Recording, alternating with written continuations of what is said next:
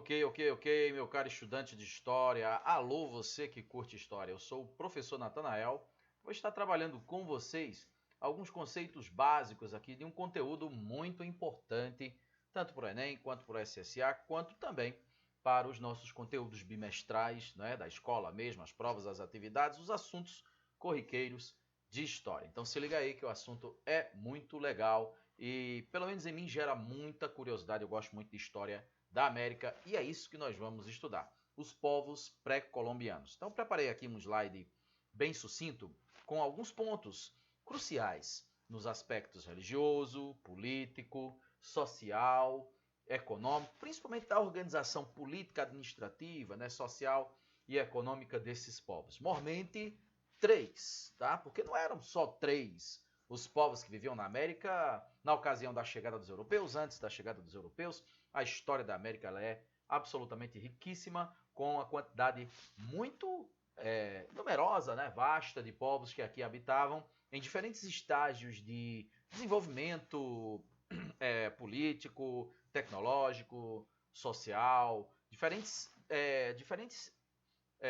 como eu vou dizer assim, aspectos, né, quanto à organização política desses povos. Alguns estavam num estágio assim bastante rudimentar, tribal, outros já estavam num patamar que era inclusive de causar certa inveja nos europeus. Eu me refiro principalmente a três em específico desses povos, três dessas grandes civilizações: os Incas, aqui na América do Sul, os Maias, lá na América Central, e também na porção central, já puxando para o norte, os astecas, tá legal? Então vamos dar uma olhadinha nesses pontos aqui que eu preparei para vocês. Primeiro é importante falar da pré-história americana, que ela é um pouco diferente da pré-história geral, da humanidade, de história geral.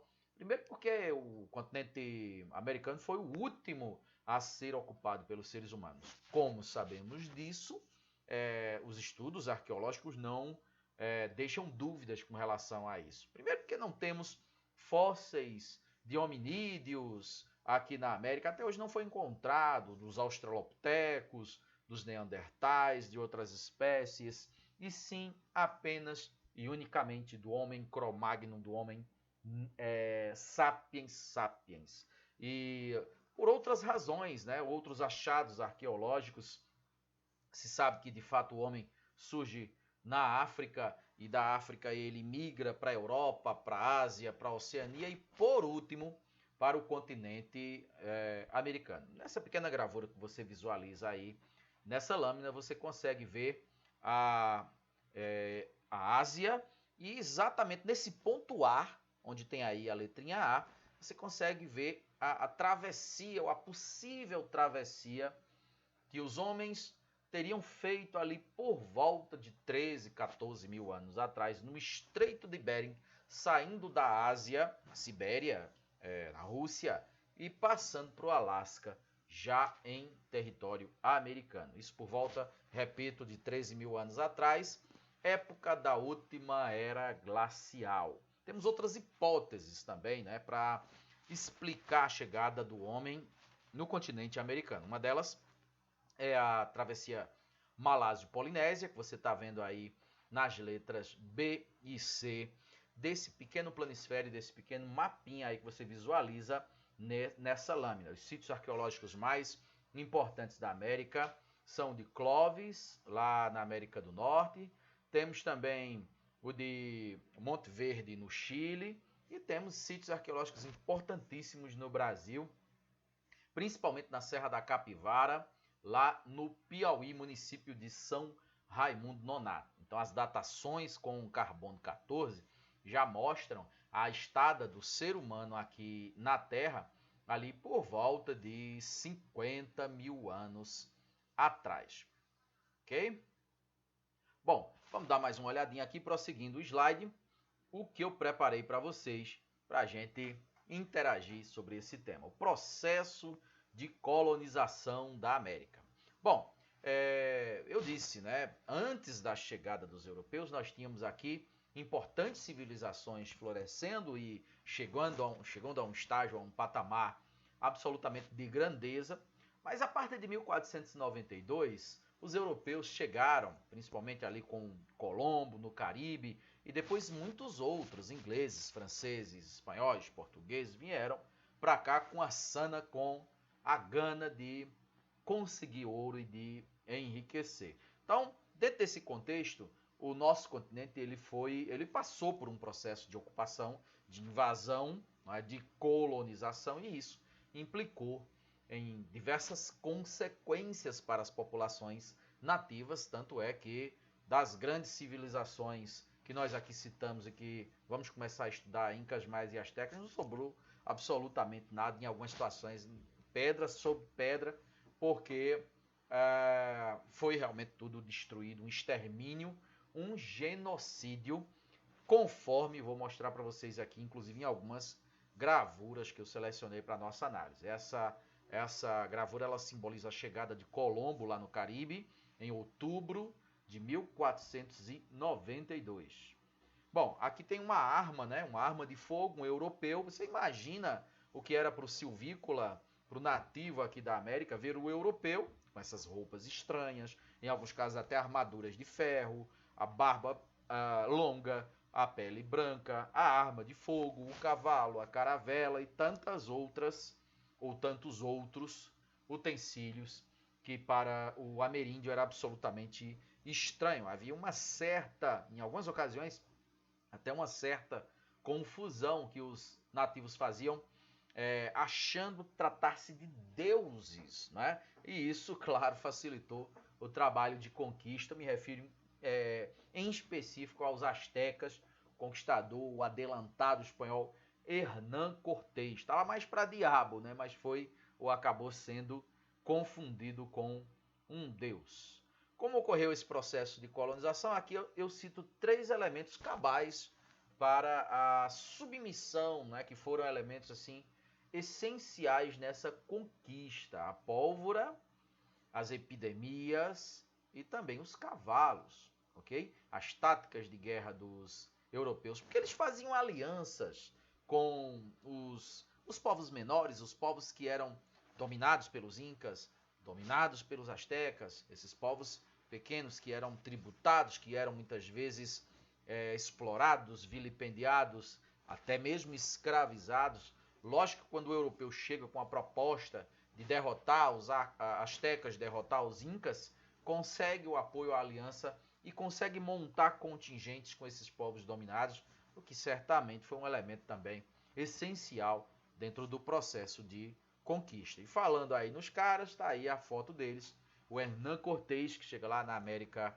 Central, e o Francisco Pizarro, que vem, salvo engano, ali por volta de 1536 aqui para a América do Sul, para o Peru, onde hoje é o Peru, Cusco, né, onde era a capital dos Incas. Falando dos astecas, ó, a ideia lendária, não é? A história da origem lendária do povo asteca. Eles cultuavam uma divindade chamada Huitzilopochtli, como você pode constatar aí, lá nas margens do lago Texcoco, lá na América Central, já puxando para a América do Norte. E no que diz respeito à economia, praticavam a agricultura, a caça, a pesca, como os demais povos. Agora, no campo social, você vai ter algumas diferenças. Olha só, havia mobilidade social, embora a sociedade fosse hierárquica.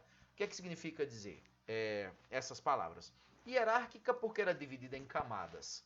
Uma camada mais importante ou menos importante do que a outra, de acordo com as questões políticas e as questões também financeiras, obviamente.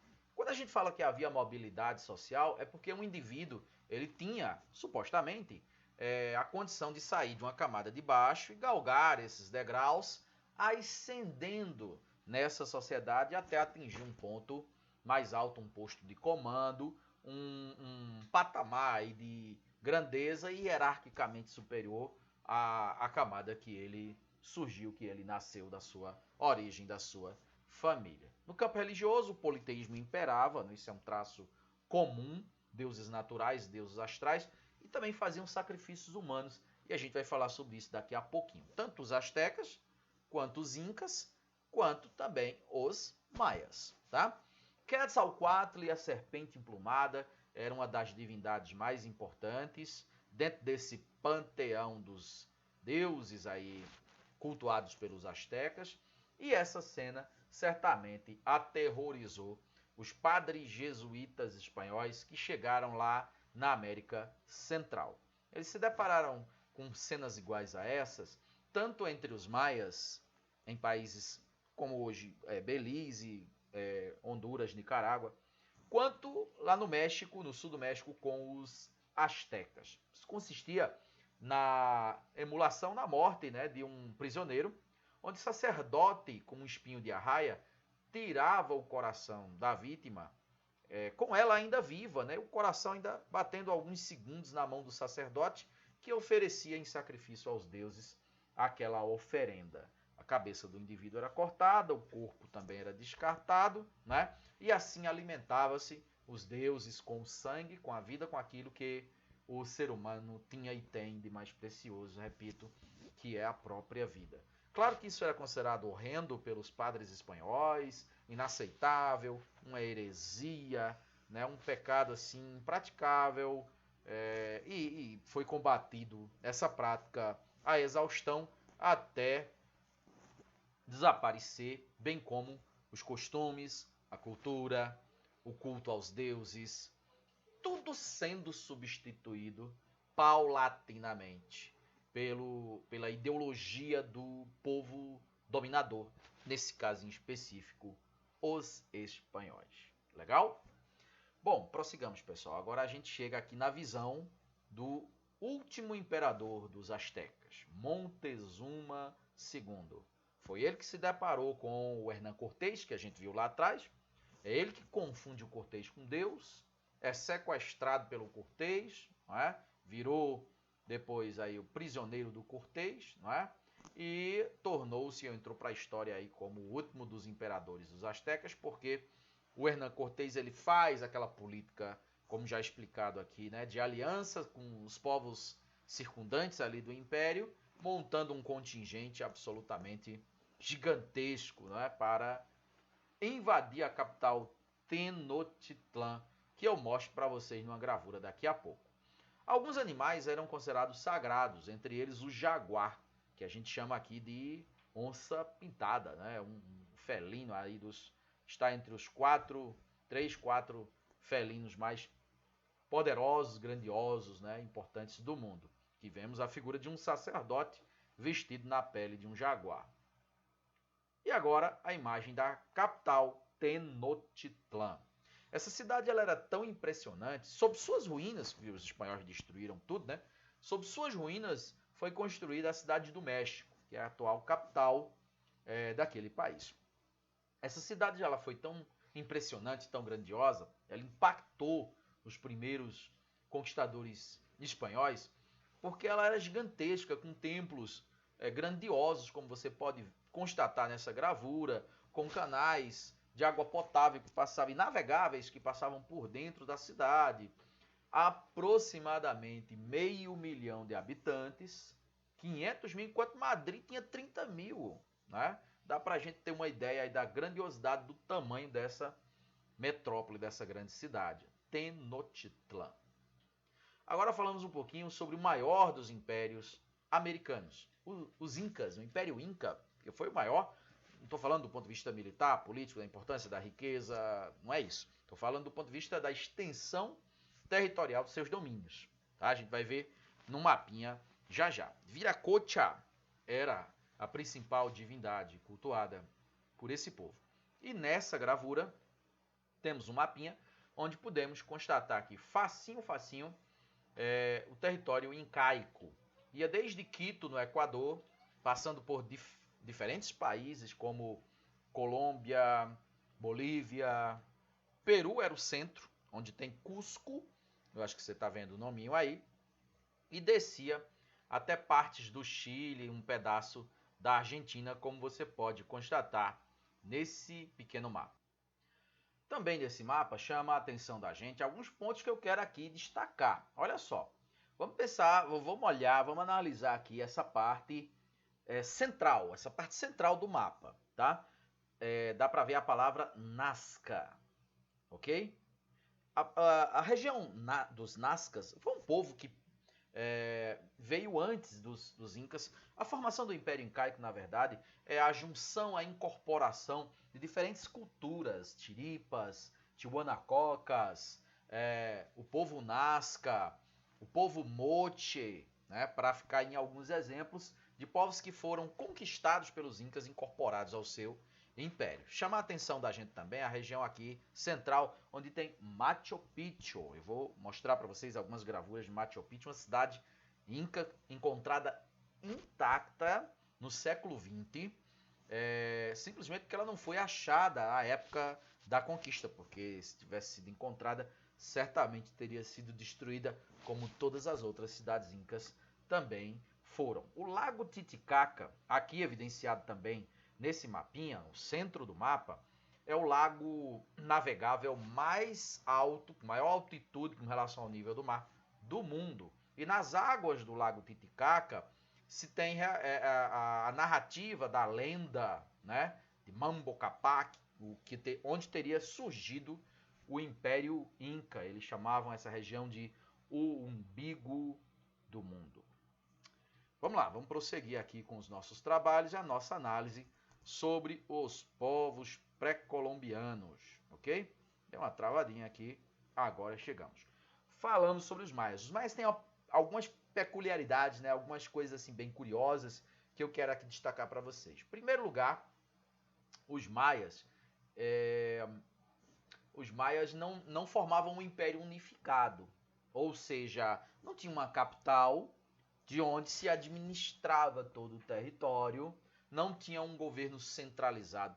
Ao contrário, cada cidade maia formava um império, quer dizer, um reino independente. Era o que a gente chama de cidades-estado. Antes, uma gravura aqui do Atahualpa. O Atahualpa foi o último dos imperadores incas, ou o penúltimo. Na verdade, ele foi o penúltimo porque por ocasião da chegada dos europeus, no caso específico aí o Francisco Pizarro, é que nós temos a menção do Atahualpa como sendo o imperador inca naquela ocasião. Isso por volta do ano de 1536. Ainda alguns aspectos sobre os incas. A economia, nós temos uma configuração aí muito semelhante no que diz respeito, por exemplo, aos astecas e até mesmo aos maias.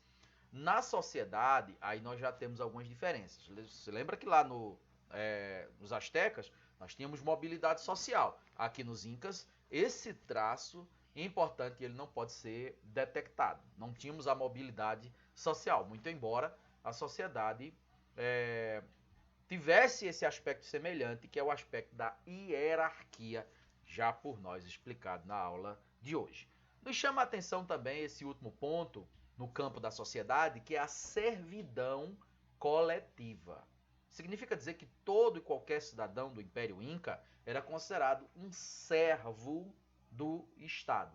Ele não era escravo, mas ele também não era livre. Ele tinha algumas obrigações, mas também usufruía de algumas benesses que o escravo não usufrui, como, por exemplo, o recebimento de salário. A religião, traço marcante e também semelhante entre incas, maias e astecas. O politeísmo, os deuses naturais, deuses astrais ligados aos fenômenos da natureza e os sacrifícios humanos, mas acrescente aí entre os incas o sacrifício também de animais. Porém, não era com aquele modelo, aquela prática de arrancar o coração, como os astecas lá na América Central e os maias faziam. Não era assim, ok? Sigamos. Olha só. O imperador era considerado filho do sol. Falava-se no império, como ele era muito vasto, né? Muito extenso, não era muito largo, como vimos, mas tinha, não é, um comprimento bastante interessante. Falava-se cerca de 700 idiomas, sendo o mais falado Quichua, que aliás ainda é falado ainda hoje em países cuja população tem ali em torno de 50% de indígenas, como o Peru, tá certo? Não possui uma escrita organizada. Aliás, só quem possuía esse modelo de escrita eram os maias. Na época que os maias tiveram seu apogeu, isso no século 10 a.C., não é? Existiam alguns poucos modelos de escrita no mundo. Tinha a escrita cuneiforme, mesopotâmica, a escrita hieróglifa egípcia, os caracteres chineses, hindus e a escrita maia. Então, o grau de importância dessa civilização americana é muito grande. Um animal peculiar dos Andes, bastante utilizado, eu diria, pelos incas, tanto como animal de tração no arado, quanto fornecedor de lã, de leite e de carne, era a vicunha e a alpaca, aqui demonstradas nessas fotografias. E como eu dizia minutos atrás, visualizamos aqui de forma bastante clara a cidade de Tenochtitlan, localizada no Peru. Cidade essa encontrada intacta ali por volta de 1911 por um explorador norte-americano chamado Hiram Bingham. É incrível porque essa cidade ela não foi achada pelos espanhóis na época da conquista. E ela foi encontrada, lógico que não estava limpinha do jeito que está aqui na fotografia, porque ela recebe agora turistas do mundo inteiro, né? Então está organizadinho, não tem mais os telhados, porque eram de palha, eram de madeira, materiais perecíveis, mas a parte de pedra continua absolutamente intacta. E nós vemos nessas fotografias os terraços, que parecem esses degraus aqui que você está vendo. Esses terraços serviam para aproveitar o declive, o terreno, e plantar, e servir para a agricultura. Tá? Suspeita-se que se tratava de uma cidade religiosa, né, que abrigava principalmente sacerdotes. Tá aqui, ó, a ascensão de Manco Cápac, que revoltou-se contra os espanhóis e que decidiram pelo extermínio dos índios, dos índios, dos incas, e a morte do último rei Manco Cápac, aqui ou Tupac Amaru, melhor dizendo, em 1572, de fato selou o destino do Império Inca, com uma estimativa aqui desse extermínio na casa, como você pode constatar, nessa lâmina, na casa dos 8 milhões de vidas mortas, perdidas, exterminadas pelos espanhóis. Bom, a gente falava sobre os maias, né? Os maias, eles tinham essa organização política e social calcada no conceito de cidade-estado. Tanto os gregos, quanto também os fenícios, quanto também os mesopotâmicos usavam esse modelo de cidade-estado. Então essa cidade, ela tinha o seu próprio rei, ela tinha seus próprios costumes, sua própria lei, seus próprios deuses, e havia, inclusive, em alguns casos até rivalidades entre essas cidades. O Império Maia tem seu apogeu ali, como a gente vai ver, numa determinada época antes de Cristo, por volta do século X, e depois vai entrando em decadência. Quando os europeus chegaram, as cidades maias já estavam, assim, algumas delas até abandonadas. Estavam num profundo e avançado estágio de decadência, tá? Dá uma olhadinha nesses tópicos, ok? Vamos dar uma olhadinha no que eu preparei aqui nessas imagens? Olha só, o surgimento por volta de 1800 a.C. Eram nômades, se fixaram na península de Yucatán, eu mostro no mapa para vocês já já. O que é que vai acontecer? Olha só, assimilaram a influência dos olmecas e também dos toltecas, povos que habitavam, segundo os estudos arqueológicos, aquela região 2.500 anos antes de Cristo. Também adoravam o jaguar, ou a onça pintada, como a gente chama aqui, né? Como um animal divino. E algumas cidades importantes floresceram ali, como Tikal, como Palenque, como Chichén Itzá. Essa é uma foto de Tikal. Olha só, pirâmides escalonadas, templos em pedra gigantescos, que hoje servem como atração turística nos países da América Central. Essa é uma imagem de um filme interessante. Eu sugiro, se você tiver um tempinho, de bobeira aí no final de semana, os feriados de carnaval que se aproximam, ou um outro feriado qualquer, você pode dar uma olhadinha no filme Apocalipto. Você encontra ele no YouTube todinho, legendado, viu? Mas ele narra exatamente um pouquinho do dia a dia dos maias, na perspectiva da chegada dos europeus no começo do século XVI. Valeu, galera, era isso que eu tinha para apresentar na aula de hoje. Um forte abraço para vocês, Fiquem com Deus e até a próxima, se Deus quiser. Valeu, valeu, abraço, tchau.